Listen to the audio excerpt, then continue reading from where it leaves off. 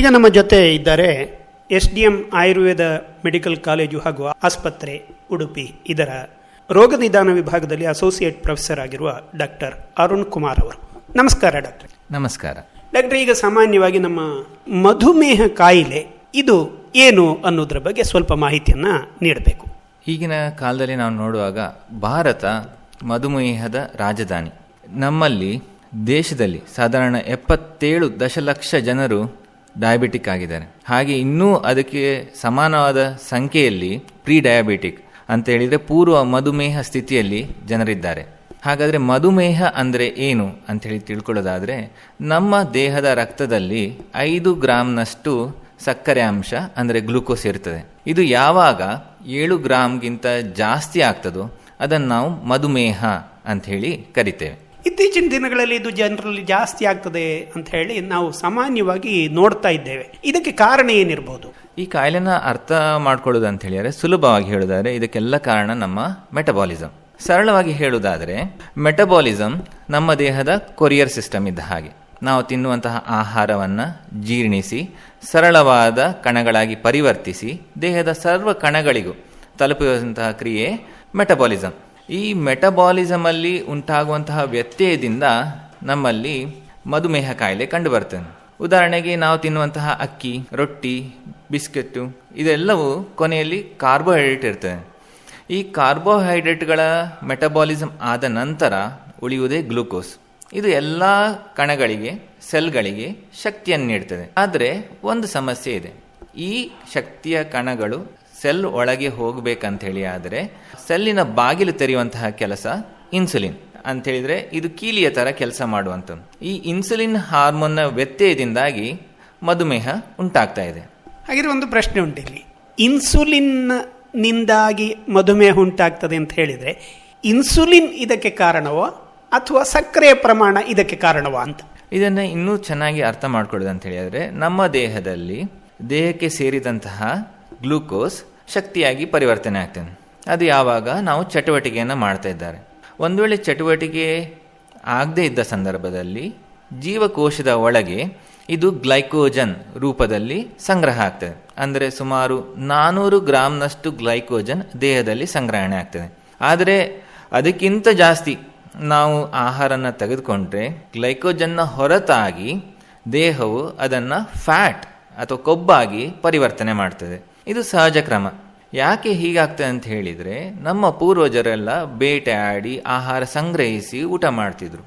ಆಗ ಆಹಾರ ಹೆಚ್ಚಾಗಿ ಇದ್ದಾಗ ತಿನ್ನುವಂತಹ ಕ್ರಮ, ಇಲ್ಲದಿದ್ದಾಗ ಫಾಸ್ಟಿಂಗ್ ಅಂತ ಹೇಳಿದರೆ ಉಪವಾಸದಿಂದ ಇರ್ತಿದ್ರು. ಹಾಗಾಗಿ ಇದನ್ನು ಫೀಸ್ಟ್ ಆ್ಯಂಡ್ ಫಾಸ್ಟ್ ಫಿನಾಮಿನಾ ಅಂತ ಹೇಳಿ ಹೇಳ್ತೇವೆ. ಹಾಗಾಗಿ ದೇಹ ಶಕ್ತಿ ಸಂಗ್ರಹಿಸಲು ಈ ವ್ಯವಸ್ಥೆ ಬೆಳ್ಕೊಳ್ತು.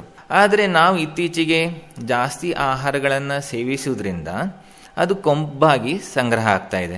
ಮೊದಲನೇದಾಗಿ ಇದು ಚರ್ಮದ ಕೆಳಪದರದಲ್ಲಿ ಅಂತೇಳಿದರೆ ಸಬ್ಕ್ಯೂಟೇನಿಯಸ್ ಫ್ಯಾಟ್ ಆಗಿ ಸಂಗ್ರಹ ಮಾಡ್ತದೆ. ತದನಂತರ ಇದು ಯಕೃತ್ತು, ಮೂತ್ರಪಿಂಡ, ಪ್ಯಾಂಕ್ರಿಯಾಸ್ ಮುಂತಾದ ಅಂಗಗಳ ಒಳಗೆ ಸೇರುತ್ತದೆ. ಅಲ್ಲಿ ತೊಂದರೆ ಶುರು ಆಗ್ತದೆ. ಈ ಕೊಬ್ಬೆ ಇನ್ಸುಲಿನನ್ನು ಕೆಲಸಕ್ಕೆ ಅಡ್ಡಿ ಆಗ್ತಾ ಇರ್ತದೆ. ಇದನ್ನು ನಾವು ಇನ್ಸುಲಿನ್ ಪ್ರತಿರೋಧ ಅಥವಾ ಇನ್ಸುಲಿನ್ ರೆಸಿಸ್ಟೆನ್ಸ್ ಎಂದು ಕರಿತೇವೆ. ಕೊನೆಯಲ್ಲಿ ಪ್ಯಾಂಕ್ರಿಯಾಸ್ ಹೆಚ್ಚು ಇನ್ಸುಲಿನ್ ಉತ್ಪಾದಿಸಲು ಪ್ರಯತ್ನಿಸ್ತದೆ. ಆದರೆ ಅದು ದಣದು ಅಷ್ಟರಲ್ಲೇ ಮಧುಮೇಹ ಪ್ರಾರಂಭ ಆಗಿರ್ತದೆ. ಈಗ ದಿನಕ್ಕೆ ನಾವು ಎಷ್ಟು ಆಹಾರ ತಿನ್ನಬೇಕು ಮತ್ತು ಇದರಲ್ಲಿ ಸಕ್ಕರೆಯ ಅಂಶವನ್ನು ಕೂಡ ನಾವು ಜಾಸ್ತಿ ತಿನ್ಬಹುದೋ ತಿನ್ನಬಾರ್ದೋ, ಇದು ಹೇಗೆ? ಈಗ ನಾವು ಸಾಮಾನ್ಯವಾಗಿ 2 ಥರದ ಮಧುಮೇಹಿಗಳನ್ನು ಶಾಸ್ತ್ರದಲ್ಲಿ ಹೇಳಿದ್ದಾರೆ. ಒಂದು ಸ್ಥೂಲ ಪ್ರಮೇಹಿ, ಇನ್ನೊಂದು ಕೃಶ ಪ್ರಮೇಹಿ ಅಂತೇಳಿ. ಕೆಲವರು ದಪ್ಪಗಿದ್ದವರು ಮಧುಮೇಹಿಗಳಾಗ್ತಾರೆ, ಕೆಲವರು ಸಪೂರ ಇದ್ದವರು ಕೂಡ ಮಧುಮೇಹಿಗಳಾಗ್ತಾರೆ.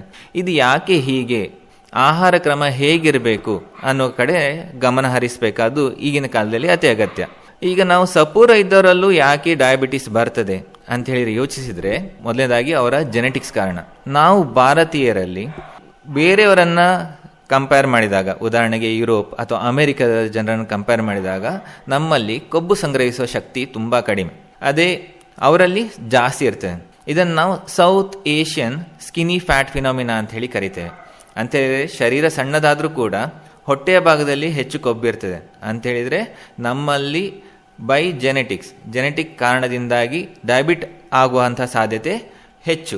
ಇನ್ನು ಸ್ಥೂಲಕಾಯರಲ್ಲೂ ಕೂಡ ಅಲ್ಲಿ ಅತಿಯಾದ ಕೊಬ್ಬು ಇರೋ ಕಾರಣ ಅವರಲ್ಲಿ ಕೂಡ ಇನ್ಸುಲಿನ್ ರೆಸಿಸ್ಟೆನ್ಸ್ ಆಗಿ ಅವರು ಕೂಡ ಡಯಾಬಿಟಿಕ್ ಆಗುವಂತಹ ಸಾಧ್ಯತೆ ಹೆಚ್ಚು. ಹಾಗಾಗಿ ಆಹಾರ ಪ್ರಮಾಣಗಳನ್ನು ನಾವು ಸಂಯೋಜನೆ ಮಾಡಿ ತಗೊಳ್ಳುವಂಥದ್ದು ಅತಿ ಅಗತ್ಯ. ದಿನಕ್ಕೆ ಎಷ್ಟು ಆಹಾರ ತಗೊಳ್ಬೇಕು, ಎಷ್ಟು ಹೊತ್ತು ಊಟ ಮಾಡಬೇಕು, ಯಾವ್ಯಾವಾಗ ಊಟ ಮಾಡಬೇಕಾಗಿದ್ರೆ? ಈಗಿನ ಕಾಲದಲ್ಲಿ ನಾವು ನೋಡಿದರೆ ಅಕ್ಕಿ, ರೊಟ್ಟಿ ಇದನ್ನೆಲ್ಲ ಡಯಾಬಿಟಿಕ್ ನಾವು ತಿನ್ನಲೇಬಾರ್ದು ಅಂತೇಳಿ ಹೇಳ್ತೇವೆ. ಹಾಗಾಗಿ ಒಂದನೇದಾಗಿ ಆಹಾರದ ಸಂಯೋಜನೆ ಬಗ್ಗೆ ನಮಗೆ ಗಮನ ಇರಬೇಕು. ಯಾಕಂತ ಹೇಳಿದರೆ ಇದನ್ನು ಸಂಪೂರ್ಣವಾಗಿ ತ್ಯಜಿಸುವಂಥದ್ದು ಪ್ರಾಯೋಗಿಕವಾಗಿ ಅಸಾಧ್ಯ. ಈಗಿನ ಕಾಲದಲ್ಲಿ ನೋಡಿದರೆ ನಾವು ಅಕ್ಕಿ ಇದು ನಮ್ಮ ದಿನನಿತ್ಯದ ಆಹಾರ ಪದಾರ್ಥ, ಆದರೆ ಅದರಲ್ಲಿ ಸಕ್ಕರೆ ಅಂಶ ಜಾಸ್ತಿ. ಹಾಗಾದರೆ ನಾವು ಹೇಗೆ ತಗೊಳ್ಬೇಕು, ಎಷ್ಟು ತಗೊಳ್ಬೇಕಂತ ಹೇಳಿದಾಗ ಮೊದಲನೇದಾಗಿ ಯೋಚಿಸಿ, ಶಾಸ್ತ್ರದಲ್ಲಿ ಹೇಳಿರುವಂಥದ್ದು ನಮಗೆ ಎಷ್ಟು ಬೇಕೋ ಅಷ್ಟೇ ನಮ್ಮ ಆಹಾರವನ್ನು ತಗೊಳ್ಳುವ ಪ್ರಮಾಣವನ್ನು 3 ವಿಭಾಗಗಳಾಗಿ ವಿಂಗಡಿಸಿ. ಅರ್ಧ ಹೊಟ್ಟೆಯಷ್ಟು ಮಾತ್ರ ನಾವು ಘನ ಆಹಾರಗಳನ್ನು, ಅದರ 1/3 ಭಾಗದಷ್ಟು ದ್ರವ ಆಹಾರವನ್ನು, ಇನ್ನು 1 ಭಾಗವನ್ನು ಖಾಲಿ ಬಿಡುವಂಥದ್ದು ಈಗಿನ ಕಾಲದಲ್ಲಿ ತುಂಬ ಸೂಕ್ತ. ಹಾಗೆ ಆಹಾರ ತಗೊಳ್ಳುವಾಗ ಉದಾಹರಣೆಗೆ ನೀವು ಅನ್ನವನ್ನೇ ತಗೊಳ್ಳು ಅಂತೇಳಿ ಆದರೆ ಅದರ ಜೊತೆ ಅಂತೇಳಿದರೆ ಕಾರ್ಬೋಹೈಡ್ರೇಟ್, ಅದರ ಜೊತೆ ಪ್ರೋಟೀನ್ ಅಥವಾ ಕೊಬ್ಬು ಸಮೇತ ತಿನ್ನುವಂಥದ್ದು ಸೂಕ್ತ. ಯಾಕೆ ಅಂತ ಹೇಳಿದರೆ ಇದು ರಕ್ತದ ಸಕ್ಕರೆ ಏರಿಕೆಯನ್ನು ತುಂಬ ಕಡಿಮೆ ಮಾಡ್ತದೆ. ಉದಾಹರಣೆಗೆ ಈಗ ನೀವು ಅನ್ನವನ್ನೇ ತಗೊಳ್ಳೋದಾದರೆ ಅದರ ಜೊತೆ ಕಡಲೆಕಾಳು, ಹುರುಳಿ, ಬೀನ್ಸ್ ಇಂತಹ ಫೈಬರ್ ಯುಕ್ತ ಆಹಾರ ಅಥವಾ ಸ್ನಿಗ್ಧ ಮಶ್ನಿಯತ್ ಅಂತ ನಾವೇನು ಹೇಳ್ತೇವೆ ಅಂತೇಳಿದರೆ ತುಪ್ಪವನ್ನು ಸೇರಿಸಿ ಆಹಾರವನ್ನು ತಗೊಳ್ಳುವಂಥ ಕ್ರಮವನ್ನು ಅನುಸರಿಸಿದರೆ ಇದು ಸಕ್ಕರೆಯ ಏರಿಕೆಯನ್ನು ನಿಧಾನಗೊಳಿಸ್ತದೆ. ಈಗ ದಿನಕ್ಕೆ 3 ಹೊತ್ತು ಊಟ ಮಾಡಬೇಕು, ಮದ್ಯ ತಿನ್ನಬಾರ್ದು ಅಥವಾ ಹೆಚ್ಚು ಹೊತ್ತು ಊಟ ಮಾಡಬಹುದಾ, ಈ ಥರದ್ದೇನಾದರೂ ಉಂಟಾ? ನಾವು ಆಹಾರ ತೆಗೆದುಕೊಳ್ಳುವಾಗ ಮೊದಲಿನ ಕ್ರಮನ ನಾವು ಯೋಚಿಸಿ. ಹಿಂದೆ 2 ಹೊತ್ತು ಆಹಾರವನ್ನು ತಗೊಳ್ಕೊಳ್ತಿದ್ರು, ಆದರೆ ಈಗ ನಾವು 3, 4, 5 ಕ್ರಮದಲ್ಲಿ ತಗೊಳ್ತಿದ್ದೇವೆ. ಆದರೆ ಹಿಂದಿನ ಕಾಲದಲ್ಲಿ ಆಹಾರ ಕ್ರಮ ಹೇಗಿತ್ತು ಅಂತ ಹೇಳಿ 2 ಹೊತ್ತಾದರೆ 24 ಗಂಟೆಗೆ ಬೇಕಾದಷ್ಟು ಆಹಾರವನ್ನು 2 ಹೊತ್ತಲ್ಲಿ ತಗೊಳ್ತಿದ್ರು. ಆದರೆ ಈಗಿನ ಕಾಲದಲ್ಲಿ ಅದೇ ಪ್ರಮಾಣವನ್ನು ನಾವು 5 ಸಲ ತಗೊಂಡ್ರೆ ಅದು ಅಗತ್ಯಕ್ಕಿಂತ ಜಾಸ್ತಿ, ಅದು ಶಕ್ತಿಯ ಪರಿವರ್ತನೆಗಿಂತ ಹೆಚ್ಚಾಗಿ ಕೊಬ್ಬಾಗಿಯೇ ಪರಿವರ್ತನೆ ಆಗ್ತದೆ. ಇನ್ಸುಲಿನ್ ರೆಸಿಸ್ಟೆನ್ಸ್ ಬರುವ ಸಾಧ್ಯತೆ ಹೆಚ್ಚು.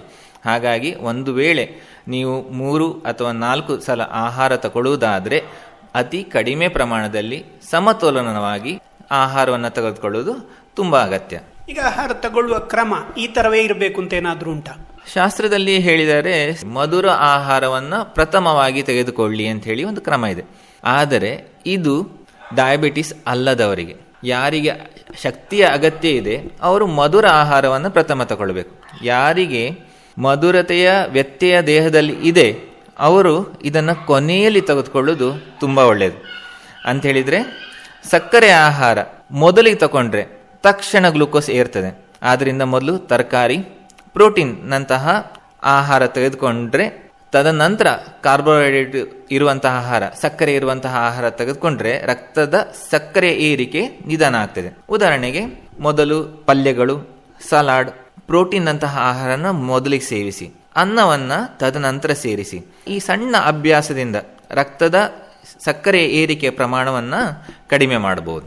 ಈಗ ಆಹಾರ ತಿಂದ ಮೇಲೆ ಹೀಗೆಯೇ ಇರಬೇಕು ಅಂತ ಏನಾದರೂ ಉಂಟಾ? ಶಾಸ್ತ್ರದಲ್ಲಿ ಯಾವಾಗಲೂ ಹೇಳಿದ್ದಾರೆ ಊಟ ಆದ ನಂತರ 100 ಹೆಜ್ಜೆನೇ ನಡೆಯಿರಿ. ಈಗಿನ ರಿಸರ್ಚ್ ಪ್ರಕಾರ ಕೂಡ ಊಟದ ನಂತರ ನಡೆಯೋದು ಒಂದು ಪ್ರಮುಖ ಅಂಶ. 10 ನಿಮಿಷ ನಡೆದರೂ ಕೂಡ ರಕ್ತದ ಸಕ್ಕರೆ ಮಟ್ಟ ಕಡಿಮೆ ಆಗ್ತದೆ. ಯಾಕೆ ಹೀಗಾಗ್ತದೆ ಅಂತ ಹೇಳಿದ್ರೆ ನಮ್ಮ ಕಾಲಿನ ಸ್ನಾಯುಗಳ ಕ್ರಿಯೆಯಿಂದ. ನಮ್ಮ ಕಾಲಿನಲ್ಲಿ ಸೋಲಿಯಸ್ ಅನ್ನುವ ಒಂದು ಸ್ನಾಯು ಇದೆ, ಅದು ನಿರಂತರವಾಗಿ ಗ್ಲೂಕೋಸ್ ಅನ್ನ ಬಳಸ್ತದೆ. ಆದ್ದರಿಂದ ಊಟದ ನಂತರ ಕೇವಲ 100 ಹೆಜ್ಜೆ ಅಥವಾ 10 ನಿಮಿಷ ನಡೆಯುವಂಥದ್ದು ಒಳ್ಳೆಯ ಅಭ್ಯಾಸ ಅಂತ ಹೇಳಿ ಹೇಳ್ಬೋದು. ಊಟ ಮತ್ತು ನಿದ್ದೆ ಇದಕ್ಕೇನಾದರೂ ಸಂಬಂಧಗಳು ಇರಬೇಕಾ? ಈಗಿನ ವೇಗದ ಜೀವನ ಶೈಲಿಯಲ್ಲಿ ನಾವು ಗಮನಿಸಬೇಕಾದಂಥ ಅಂಶ ರಾತ್ರಿ ನಾವು ಯಾವಾಗ ಊಟ ಮಾಡಬೇಕು. ಯಾಕೆ ಅಂತ ಹೇಳಿದರೆ ಶುಗರ್ ಇದ್ದವರಿಗೆ ಅಥವಾ ಸಕ್ಕರೆ ಕಾಯಿಲೆ ಇದ್ದವರಿಗೆ ನಾವು ಹೇಳ್ತೇವೆ ಮಲಗುವ ಮುನ್ನ ಕನಿಷ್ಠ 3 ಗಂಟೆ ಮೊದಲು ಊಟ ಮಾಡಿ. ಯಾಕೆ ಹೀಗೆ ಮಾಡಬೇಕು? ಯಾಕೆಂತ ಹೇಳಿದರೆ ರಾತ್ರಿ ತಡವಾದಷ್ಟು ಇನ್ಸುಲಿನ ಸಂವೇದನೆ ಕಡಿಮೆ ಆಗ್ತದೆ. ಆದಷ್ಟು ಸಕ್ಕರೆ ಕಡಿಮೆ ಇರುವಂತಹ ಆಹಾರ ತೆಗೆದುಕೊಂಡ್ರೂ ಕೂಡ ಮೆಲಟೋನಿನ್ ಹಾರ್ಮೋನ್ ರಾತ್ರಿ ಹೆಚ್ಚು ಆಗುವುದರಿಂದ ಇನ್ಸುಲಿನ್ನ ಪ್ರಭಾವ ಕಡಿಮೆ ಆಗ್ತದೆ. ಆದ ಕಾರಣ ಆದಷ್ಟು ಬೇಗ ಊಟ ಮಾಡಿ ಸಾಯಂಕಾಲ ಹಾಗೂ ಮಲಗುವ ಹೊತ್ತಿನ ನಡುವೆ 3 ಗಂಟೆ ಮಿನಿಮಮ್ ವ್ಯತ್ಯಾಸ ಇದ್ದರೆ ಅದು ನಿಮ್ಮ ಸಕ್ಕರೆಯ ನಿಯಂತ್ರಣಕ್ಕೆ ಹಾಗೆ ಬರದೇ ಇದ್ದ ಹಾಗೆ ಮಾಡಲಿಕ್ಕೂ ಕೂಡ ಸಹಾಯಕ. ಮಧುಮೇಹ ಕಾಯಿಲೆ ಇದ್ದವರು ಅನ್ನ ತಿನ್ನಬಾರ್ದು, ಬೇರೆ ಈ ಥರದ ಇದನ್ನೆಲ್ಲ ಹೇಳ್ತಾರೆ, ಬ್ರೆಡ್ಡು ಇಂಥದ್ದನ್ನೆಲ್ಲ. ಈ ಥರ ಒಂದು ಮಾಡಿದರೆ ಅವರಿಗೆ ಹೇಗೆ ಅವರು ಬದುಕುವುದು ಅಂತ ನಮ್ಮಲ್ಲಿ ಪ್ರಶ್ನೆ ಬರ್ತದೆ. ಹೇಗೆ ಇದು? ಅದನ್ನೇ ಹೇಳುವುದಾದರೆ, ನಮ್ಮ ಈ ಭಾಗದ ಆಹಾರ ಕ್ರಮದಲ್ಲಿ ಅನ್ನ ಸರ್ವೇ ಸಾಮಾನ್ಯ. ಹಾಗಾದರೆ ಒಂದನೇದಾಗಿ ತಗೊಳ್ಳಿ, ಯಾವಾಗ ನಾವು ಇಡೀ ಅಕ್ಕಿಯನ್ನು ಅಂತೇಳಿದರೆ ಪಾಲಿಶ್ ರಹಿತವಾದ ಅಕ್ಕಿಯನ್ನು ಯಾವಾಗ ತಗೊಳ್ತೇವೋ ಅದು ನಿಧಾನವಾಗಿ ಸಕ್ಕರೆಯನ್ನು ದೇಹಕ್ಕೆ ಸೇರಿಸ್ತದೆ. ಹಾಗಾಗಿ ಕಜೆ ಅಕ್ಕಿ ಆಗಲಿ ಅಥವಾ ನಾವು ಬ್ರೌನ್ ರೈಸ್ ಕುಚ್ಚಲಕ್ಕಿ ಏನನ್ನು ಹೇಳ್ತೇವೋ ಅದು ಬಿಳಿ ರೈಸ್ಗಿಂತ ತುಂಬ ಶ್ರೇಷ್ಠ. ಇನ್ನು ಹಳೆ ಕಾಲದಲ್ಲಿ ಹೇಳ್ತಿದ್ರು ತಂಗಳನ್ನು ಊಟ ಮಾಡಿದರೆ ದೇಹಕ್ಕೆ ಒಳ್ಳೆಯದು ಅಂತೇಳಿ. ಈಗಿನ ಕಾಲದಲ್ಲೂ ಅದು ಕೂಡ ಶಾಸ್ತ್ರೋಕ್ತವಾಗಿ ಅಥವಾ ಸೈಂಟಿಫಿಕಲಿ ಇಟ್ ಈಸ್ ಪ್ರೂವನ್ ಅಂತೇಳಿದರೆ, ಯಾವಾಗ ಒಮ್ಮೆ ಅನ್ನವನ್ನು ಬೇಯಿಸಿ ಮರುದಿನ ಯಾರು ಸೇವಿಸ್ತಾರೋ, ತಂಗಳನ್ನು ಯಾರು ಸೇವಿಸ್ತಾರೋ ಅವರಲ್ಲಿ ಸ್ಟಾರ್ಚಿನ ರೆಸಿಸ್ಟೆನ್ಸ್ ಆಗ್ತದೆ ಅಂತೇಳಿದರೆ ಸಕ್ಕರೆ ದೇಹಕ್ಕೆ ಸೇರುವ ಪ್ರಮಾಣ ಕಡಿಮೆ ಆಗ್ತದೆ. ಹಾಗಾಗಿ ಅನ್ನವನ್ನು ಯೋಚಿಸುವಾಗ ಯಾವ ರೀತಿಯ ಅಕ್ಕಿಯನ್ನು ಉಪಯೋಗಿಸಬೇಕು, ಯಾವ ರೀತಿಯಲ್ಲಿ ಅದನ್ನು ಸಂಸ್ಕರಿಸಬೇಕು ಅದನ್ನು ಗಮನಿಸಿದರೆ ಖಂಡಿತವಾಗಿಯೂ ಅನ್ನವನ್ನು ತೆಗೆದುಕೊಳ್ಬೋದು. ಆದರೆ ಅದೇ ಮುಖ್ಯ, ಮಾತ್ರ ಎಷ್ಟು ಪ್ರಮಾಣದಲ್ಲಿ ದೇಹಕ್ಕೆ ತಮಗೆ ಬೇಕಾದಷ್ಟು ಅರ್ಧ ಮಾತ್ರದಲ್ಲಿ ಮಾತ್ರ ಆ ಅನ್ನವನ್ನು ಸೇವಿಸ್ಬೋದು. ಹಾಗಿದ್ರೆ ಕೊನೆಯದಾಗಿ ಹೇಳೋದಿದ್ರೆ, ಮುಖ್ಯವಾಗಿ ಈಗ ಭಾರತದಲ್ಲಿ ನೀವು ಹೇಳಿದ ಹಾಗೆ 10ರಲ್ಲಿ 7 ಮಧುಮೇಹಿಗಳು ಆಗ್ತಾ ಇರುವ ಸಂದರ್ಭದಲ್ಲಿ ಸಾರ್ವಜನಿಕರಿಗೆ ಈ ಮಧುಮೇಹ ಕಾಯಿಲೆಯ ಬಗ್ಗೆ ಏನು ಹೇಳಲಿಕ್ಕೆ ಇಷ್ಟಪಡ್ತೀರಿ? ಮೊದಲನೇದಾಗಿ ಸಮತೋಲನದ ಆಹಾರದ ಬಗ್ಗೆ ಗಮನಿಸಿ, ನಿಯಮಿತವಾಗಿ ವ್ಯಾಯಾಮವನ್ನು ಮಾಡಿ. ಮುಖ್ಯವಾಗಿ ನೆನಪಿಡಿ, ಜೀವನದ ಮಧುರತೆ ಸಕ್ಕರೆಯ ಅತಿರೇಕದಲ್ಲಿ ಅಲ್ಲ, ಸಮತೋಲನದಲ್ಲಿ ಎಂದು ಯಾವಾಗಲೂ ಗಮನದಲ್ಲಿಡಿ. ಆರೋಗ್ಯ ಒಂದು ಅಭ್ಯಾಸ, ಔಷಧಿ ಅಲ್ಲ. ನಿಮ್ಮ ಆಯುಷ್ಯ ನಿಮ್ಮ ಆಯ್ಕೆ. ಹಾಗಾಗಿ ಜೀವನ ಶೈಲಿಯನ್ನು ಸುಧಾರಿಸಿ ಆರೋಗ್ಯವನ್ನು ಉತ್ತಮಪಡಿಸಿ. ಒಳ್ಳೆಯದು ಅರುಣ್ ಕುಮಾರ್ ಅವರೇ. ಮುಖ್ಯವಾಗಿ ಈ ಮಧುಮೇಹಕ್ಕೆ ಯಾವ ರೀತಿಯಲ್ಲಿ ಆಹಾರದ ಸೇವನೆ ಅಗತ್ಯ ಅನ್ನುವ ಮಾಹಿತಿಯನ್ನು ನಮಗೆ ಕೊಟ್ಟಿದ್ದೀರಿ. ಧನ್ಯವಾದಗಳು. ನಮಸ್ಕಾರ.